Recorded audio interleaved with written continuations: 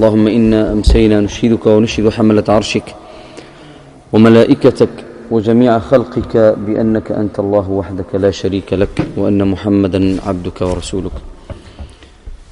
Inshallah, today we will finish mostly the chapter of the Salah, Bab al-Salah, and there's only a little bit left inshallah, so inshallah we'll finish it today, and then inshallah we'll stop maybe for 3-4 weeks. I'll be traveling inshallah on Sunday for 3 weeks inshallah, so I'm traveling to Egypt inshallah, so just pray for me that Allah bring me safely inshallah. So we will be stopping inshallah for this period of time, and we will finish the chapter of Salah today inshallah. We were talking in the last Halaqah about Salat al-Eid or Salat al-Eidain, because there are two of them, so Eid and Eid is Eidain.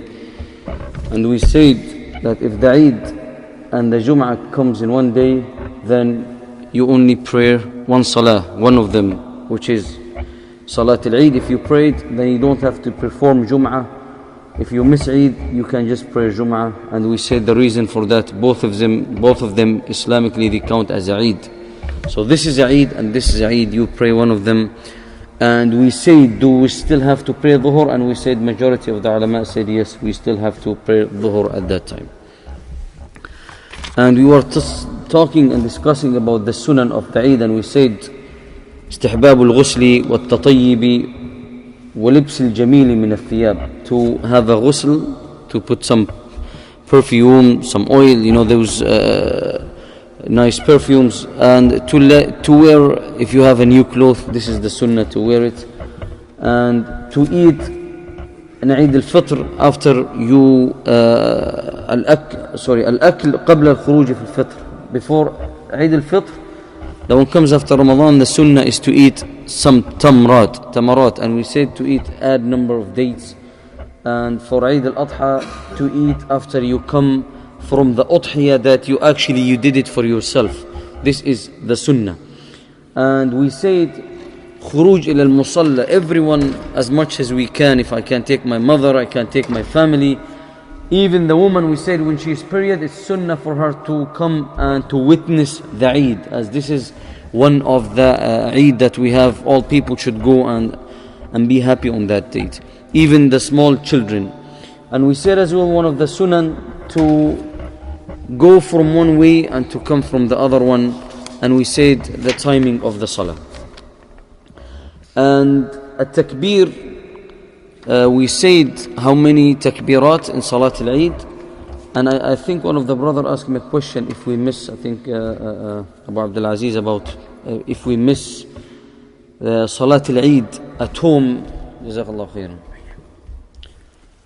If we miss Salat al-Eid in the masjid, can we pray it at home? Yes, we can. But maybe the part I was talking to the brother is, it is as two normal rak'ahs. No, majority, Jazakallah khair for that question. I was going over it again today, and the majority of the ulama says no, if you missed Salat al-Eid, you pray it as the other salah of Salat, like the exact same way with the same takbirat, but without a khutbah, without the khutbah. So if I come late, I miss Salat al-Eid, so I can still pray it at home, or I'm sick, I can't come, I can pray it at home, but with the takbirat, exactly as the way the Imam performed it. Exactly as the way Imam performed it, but without a khutbah. If I come and the khutbah is running, the ulama said I pray the two rak'ahs of Salat al-Eid after the khutbah.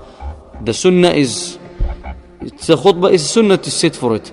And we say you have the choice, as Prophet ﷺ gave the companion, to sit or to leave. But if you come while the khutbah is running, that means you missed the salah already. So you can perform your two rak'ahs after the khutbah, after the Imam is done with the khutbah. And the khutbah for Eid is sunnah, and the listening to it as sunnah as well. And Prophet ﷺ, the first thing he would start with the salah, and we said the Salat al-Eid as well, khutbat al-Eid, because there's very weak opinions that khutbat al-Eid is like khutbat Yawm al-Jum'ah. No, it is not. Khutbat Salat al-Eid, it's only one khutbah. It's only one khutbah. And it's a sunnah to listen to it. The sunnah al-Eid, to bring the happiness to your family. We haven't just talked about that. To bring the happiness to your family. Allahu al-mubah والبريء, you know, so the things that the Shar' allows it, the Shar' allows it. Yani we bring our children out, there is some nice beautiful nasheeds about Eid. We bring the happiness to our children. Because subhanAllah, especially in these countries, the children go, they see Christmas and they see things, they see a lot of, you know, their celebrations. We should, as a Muslim, we try our best to show our children that even our Eid is much better than them, alhamdulillah. We have 2 Eids, even they have Christmas, no, alhamdulillah. We bring gifts to our children, we make them as happy as much as we can to show them, alhamdulillah, our deen is a beautiful deen, alhamdulillah. النبي صلى الله عليه وسلم, سيدنا أنس بن مالك رضي الله عنه said, قدم النبي صلى الله عليه وسلم المدينة ولهم يومان يلعبون فيهما فقال قد أبدلكم الله تعالى بهما خيرا منهما. He came to the Medina, and the people at that time, they had 2 days to have fun and play on those days. And Nabi sallallahu alayhi wasallam told him that Allah has given to you better than those 2 days, which is Eid al-Fitr and Eid al-Adha. Sayyidina Rasulullah sallallahu alayhi wasallam, when Sayyidina Abu Bakr came to his house, and he said, مزمور الشيطان في بيت رسول الله صلى الله عليه وسلم فقال يا أبا بكر إن لكل يوم عيدا وإن اليوم عيدنا. The جاريتين, they said they were جاريتين. You know what's جارية? You know جارية? Huh? No, not continue. Not جارية. Is Urdu جاري? Huh? خادمة, yes. Like I think like a slave. More slave than a servant. A slave. At the time there was a slave at that time. So they were singing. So Sayyidina Abu Bakr as-Siddiq radiallahu anhu said, "Amizmar al-shaytan fi bayt Rasulullah sallam." So the Nabi sallam told them, leave them. They were singing. Of course they were saying, we said mubah, something allowed. We don't put the haram songs and this music and these things. And we said the Nabi sallam, leave them because this is the day of Eid.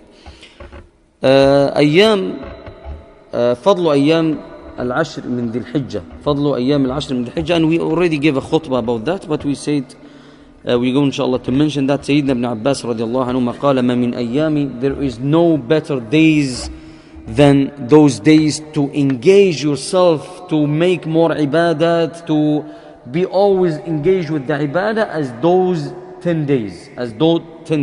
ما من أحب الأعمال إلى الله ما من أيام العمل الصالح أحب إلى الله عز وجل من هذه الأيام, from those 10 days, which is the Ashr of Dhul Hijjah. We know the Ashr of Dhul Hijjah?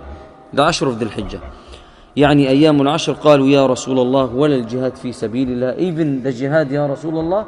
قال ولا الجهاد في سبيل الله. Even the jihad except إلا رجل خرج بنفسه وماله ولم يعد بذلك من شيء. Except a man went for jihad and then he came with nothing. He went with his soul and his money, and he gave both of them to Allah subhanahu wa ta'ala. Basically he died for the sake of Allah subhanahu wa ta'ala. إلا رجل خرج, this hadith in Bukhari, إلا رجل خرج بنفسه وماله ثم لم يرجع بشيء من ذلك. The takbir أيام العيد, Allah subhanahu wa ta'ala said ويذكر اسم الله في أيام معلومات. The tahni'ah, النبي صلى الله عليه وسلم used to use words for the tahni'ah, to say to the companion, to each other. They used to say تقبل الله منا ومنكم. May Allah subhanahu wa ta'ala accept from you and from us. تقبل الله منا, from us and from you. Allah subhanahu wa ta'ala said وَلِتُكْمِلُوا الْعِدَّةَ وَلِتُكَبِّرُوا اللَّهَ عَلَى مَا هَدَاكُمْ. And Allah subhanahu wa ta'ala said in Surah Al-Baqarah as well, وَاذْكُرُوا اللَّهَ في أيام معدودات. وجمهور العلماء على أن التكبير في عيد الفطر من وقت الخروج إلى الصلاة إلى ابتداء الخطبة. The majority of the ulama say the timing of Eid al-Fitr to start the takbirat is from al-khuruj ila salah, when we start going for salah with our families in the car, till the time of khutbah, to the beginning of the khutbah, And التكبير من ليلة الفطر إذا رأوا الهلال حتى يغدو إلى المصلى وحتى يخرج الإمام. The other opinion said from the night before Eid al-Fitr, before the night before غروب الشمس at that night till the Eid in the morning. It is different than Eid al-Adha. Eid al-Adha we start the takbirat من صبح يوم عرفة, from the day of Arafah إلى أيام التشريق إلى عصر أيام التشريق وهو اليوم 11 والثاني عشر والثالث عشر. The 11th and the 12th and 13th of the Hijjah, those are the days we continue making takbirat. And the takbirat is the sunnah to do it. We can do it in Jama'ah, we can do it outside when you are with your children, in the market, in the park, you can do it always with your families. والتكبير في أيام التشريق لا يختص استحبابه بوقت. The ulama saying there is no a certain time for that. It is preferred to do it at any time on those days. قال البخاري, الإمام بخاري said, سيدنا عمر رضي الله عنه used to do in his place in Mina, فيسمعه أهل المسجد, the people of the mosque who are sitting there, they used to sit, and they used to, when they hear Sayyidina Umar say it, then all of them start saying with Sayyidina Umar, and the whole Mina will be saying the takbirat together till you can feel the takbirat. وكان ابن عمر يكبر بمنى تلك الأيام وخلف الصلوات وعلى فراش. سيدنا عبد الله ibn Umar used to make the takbirat while he is lying down, while he is sitting, while he is outside, at any times from those. Some of the ulama said in the places that we should make takbirat, some of them said that we do the takbirat after the salawat.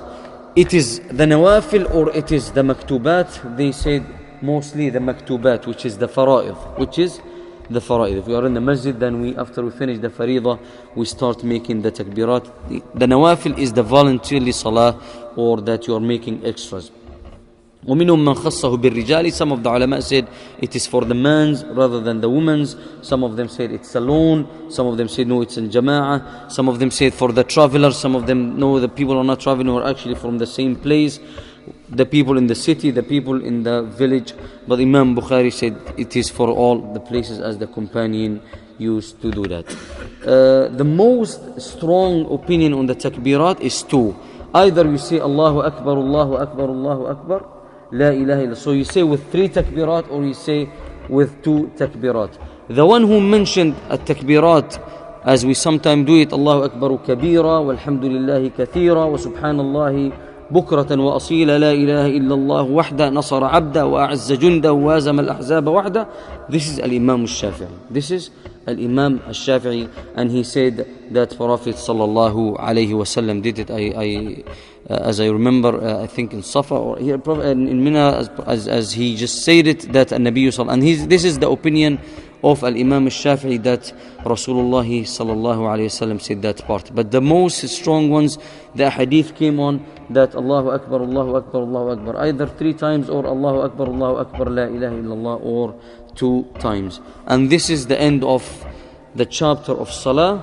The next chapter is the chapter of Zakah, but since inshallah Ramadan will be close in June inshallah, when I come inshallah we will start, because mostly the Zakah is always a personal questions.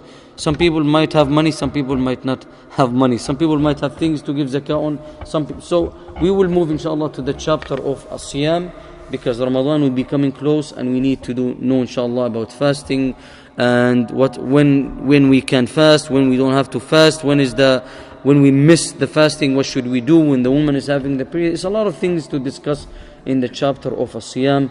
Inshallah we will talk about that when we come to that chapter.